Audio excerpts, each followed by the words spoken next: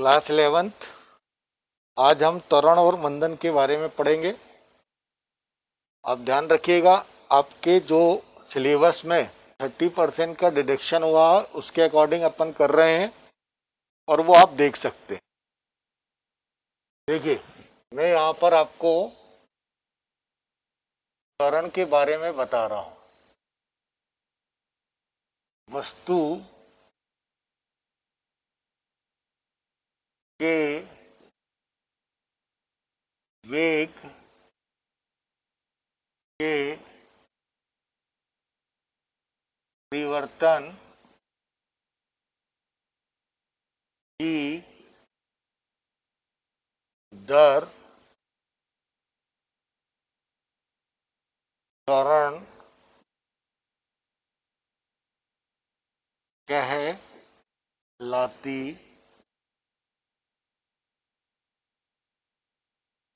ठीक, अब वस्तु का वेग में भी परिवर्तन होने लगा। इसका मतलब क्या है, जैसे आप बाइक चला रहे हैं तो बाइक के इंडिकेटर आपका 2, 4, 6, 8 ऐसा बढ़ता जा रहा है। इसका मतलब है प्रति सेकेंड आपका वेग 2 मीटर प्रति सेकेंड की दर से कैसा हो रहा है, बदल रहा है। जब आपकी गाड़ी का प्रति सेकेंड वेग में परिवर्तन होता है, इसको हम क्या बोल देते हैं, त्वरण बोल देते हैं। तो हम त्वरण को ए से शो करते हैं। ए बराबर, ये सदिश राशि है, वेग में परिवर्तन बटे समय अंतराल को मैं ऐसा शो कर देता हूं। इसलिए ए बराबर वेग में परिवर्तन, अंतिम वेग माइनस प्रारंभिक वेग v1 minus v2 upon t1 minus t2। इसको मैं ऐसा भी शो करता हूं, a बराबर del v upon del t। ठीक, वेग की इकाई क्या होती है, दूरी बटे समय, यानी मीटर प्रति सेकंड। 1 सेकंड ये आ गया तो इसकी इकाई क्या कहलाएगी, मीटर प्रति सेकंड स्क्वायर। ये आपके पास क्या कहलाता है, त्वरण। तो वस्तु के वेग के परिवर्तन की दर त्वरण कहलाती है। इसको पॉज करके या पीडीएफ फाइल में आप नोट कर लीजिएगा। अब देखिए, मैंने एक त्वरण को क्या बताया, त्वरण ए बराबर del v upon del t. Unit कितनी हो गई, मीटर प्रति सेकेंड होल स्क्वायर। ये आपके पास क्या कहलाता है, त्वरण कहलाता है। ठीक, अब यदि हमारे पास क्या कहलाती है, यदि वस्तु का वेग प्रति सेकेंड बढ़ता है तो से सामान्यतः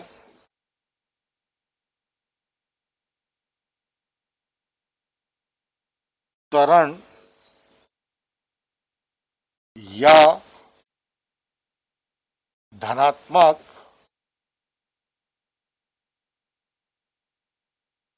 त्वरण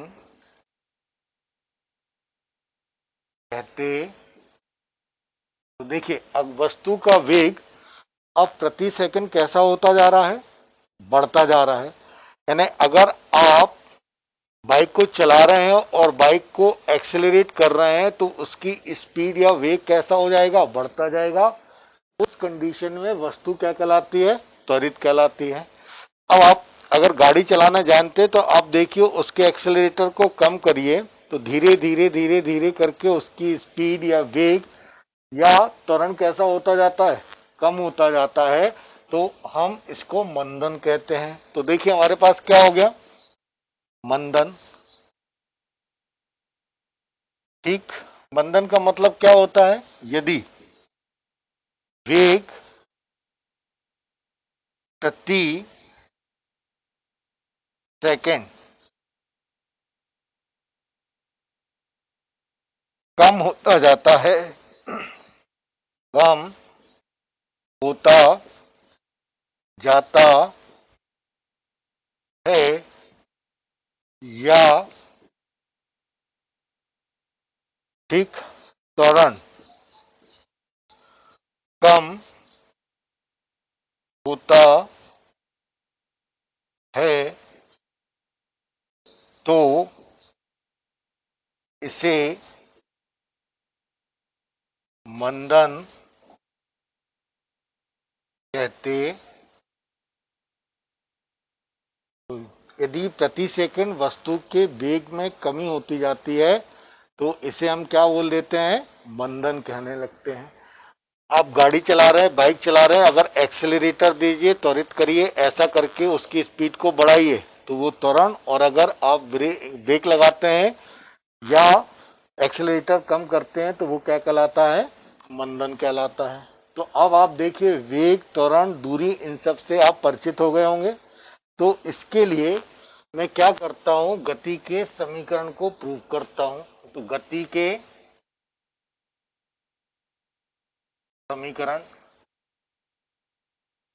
सबसे पहले ध्यान रखिए गति के समीकरण के लिए, माना हमारे पास कोई वस्तु यहां पर है, ठीक, ए पर, इसका प्रारंभिक वेग u है और यह अपनी दूरी प्रति सेकंड चलते हुए यहां पर आती है, कहां पर आ जाती है, b पर। तो इसका वेग कितना जाता है, v हो जाता है। मान लो ये अपनी कुल दूरी s तय करती है और इसमें लगा हुआ समय t है, ठीक। तो मैं यहां पर ऐसा लेके चलता हूं और वस्तु की इस वेग, वस्तु का वेग प्रति सेकंड एक सा बढ़ता जा रहा है, तो हम क्या बोल देते हैं कि यहां पर त्वरण कैसा है, त्वरण ए चर है। देखिए मैं यहां पर जो डिफाइन करता हूं, तो u हमारे पास प्रारंभिक वेग हो गया, t हमारे पास अंतिम वेग, अंतिम वेग, s कुल चली दूरी, t कुल लगा समय, और a बराबर त्वरण, और इसका मान हम क्या लेके चलते हैं, अचर लेकर चलते हैं। जैसे मैं यहां पर खड़ा हुआ हूं, एक कार यहां पर आई, तो मैंने उसका देखा, उसका कुछ वेग था और वो एक अपनी स्पीड को एक समान रूप से बढ़ाती जा रही है। जब एक समान वेग से वो आगे चल रही है, यानी अपना वेग को प्रति सेकंड बढ़ाते जा रही है, इसका मतलब त्वरण एक ऐसा होगा, अचर होगा। अपने वेग को प्रति सेकंड ये क्या कर रही है, बढ़ाते जा रही है, यानी वेग तो बढ़ रहा है लेकिन समान समय में समान अंतराल पर उसके वेग की वैल्यू कैसी होती जा रही है, बढ़ती जाती है। इसका मतलब त्वरण एक ऐसा होता है, अचर होता है। इतने कॉन्सेप्ट हम यहाँ पर लेकर चलते हैं। जब हम इसको लेकर चलते हैं तो गति का प्रथम नियम यहाँ पर प्रूव करते हैं। प्रथम नियम हमारे पास क्या होता है, v equal to u plus A, ये हम लेकर चलते हैं। तो देखिए आपके पास क्या कंडीशन आ रही है, मान लीजिए मैं इसको लेके चलता हूं, तो अब भी हमने क्या बताया, त्वरण बराबर वेग में परिवर्तन बटे समय अंतराल। ये मैंने आपको अभी डेफिनेशन बताई। वेग में परिवर्तन बटे समय अंतराल त्वरण कहलाता है। तो मान लीजिए यहां पर आपके पास त्वरण ए है। वेग में परिवर्तन का मतलब क्या होगा? अंतिम वेग माइनस प्रारंभिक वेग। अंतिम वेग यहां पर मेरे पास कितने के बराबर है? v। प्रारंभिक वेग कितने के बराबर है? u। ठीक। जब हमने टाइम कैलकुलेट करना शुरू किया था तो यहां पर टाइम t इक्वल टू कैसा था? 0। वस्तु चलते आई तो यहां पर टाइम t इक्वल टू कितने के आ गया? t के इक्वल आ गया। तो वेग समय अंतराल कितना जाएगा? t minus 0। देखिए आपके पास क्या होगा? a बराबर v minus u upon t. Therefore v equal to कितना आ जाएगा? a t। ठीक, a t को यहां कर दीजिए प्लस u, रीअरेंज कर दीजिए तो v equal to u plus a t। ये गति का पहला समीकरण यहां पर प्रूफ हो जाता है। तो गति का पहला समीकरण कितने के इक्वल हो गया? v equal to u plus a t. इसको देख लीजिए, मैं इसको ठीक कर दे रहा हूं। देखिए a यहां से मल्टीप्लाई किया a इंटू टी, तो v equal to u plus a t. इस समीकरण की मेरे को यहां पर कई बार जरूरत पड़ेगी। इसको समीकरण नंबर 1 कर दीजिए। ये पहला समीकरण यहां पर प्रूफ हो जाता है।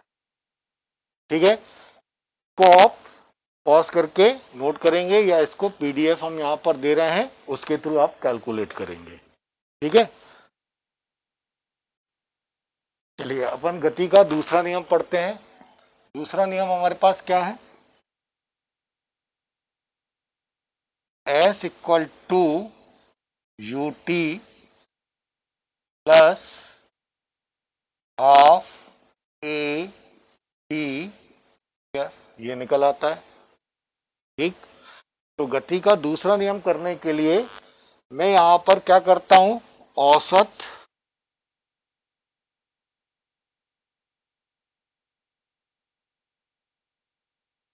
वेग ले लेता हूं।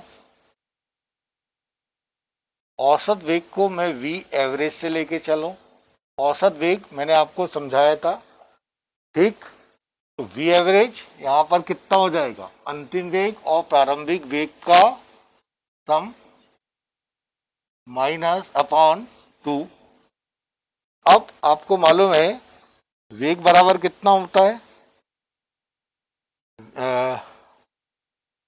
या इसको ऐसा कर लीजिए,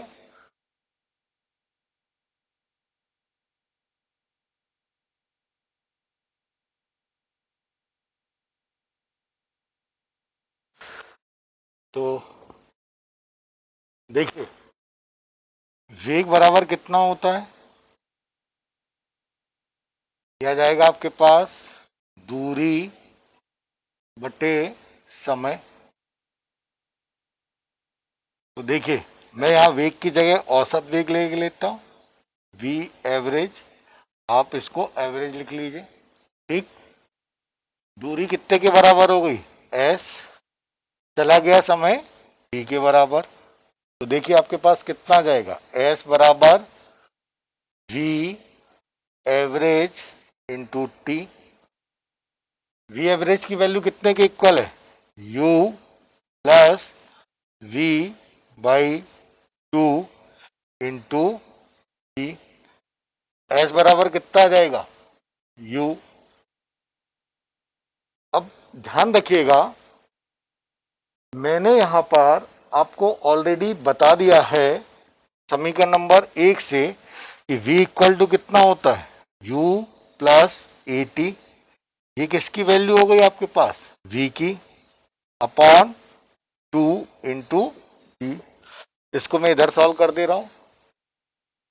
देखिए आपके पास यहां पर कितना हो जाएगा? s बराबर ये कितना होगा? u plus you, 2u। ये हो गया आपके पास 80 इंटू टी अपॉन 2 और सॉल्व कर लीजिए। एस बराबर ये 2 कैंसिल, टी को यहाँ मल्टीप्लाई कर दीजिए यू टी, ये यहाँ पर कितना हो जाएगा, यहाँ 2 है नहीं तो 1/2 ए इंटू टी टी स्क्वायर। तो आपके पास गति का दूसरा नियम यहाँ पर प्रूफ हो जाता है। इसको आप पॉज कर लीजिएगा, पॉज करने के बाद इसको नोट कर लीजिएगा। यस, अब गति का तीसरा नियम क्या है, v square equal to u square plus twice a s. अब भी मैंने आपको ये कराई दिया है कि औसत वेग बराबर u प्लस v/2, वेग बराबर दूरी बटे समय।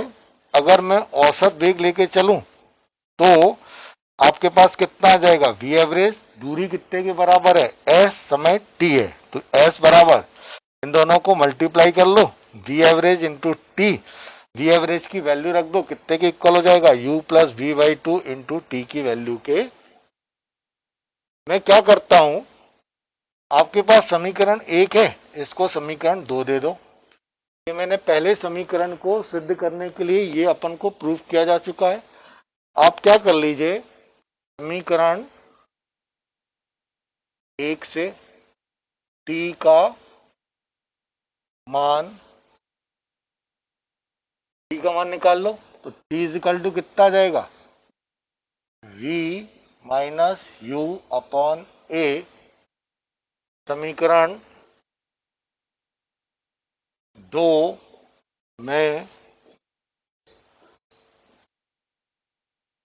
रखने पर आप समीकरण 2 में ये वैल्यू रख दो, s बराबर ये कितना है, u प्लस v, ठीक है, इसको मैं v प्लस यू लिख देता हूं बाई 2, और t की वैल्यू कितने के इक्वल हो गई यहाँ पर, v माइनस यू बाई ए।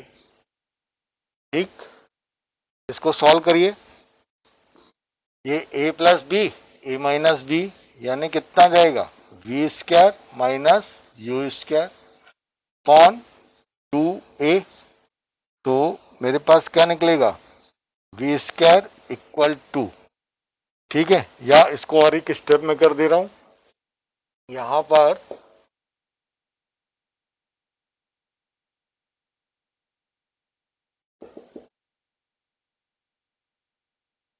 ऐसा लिख देता हूं, v square minus u square, ये यहां से मल्टीप्लाई हो जाएगा ट्वाइस ए एस, देयरफॉर क्या समीकरण निकलेगा, v square equal to u square plus twice a s, ये समीकरण आपका आ जाता है।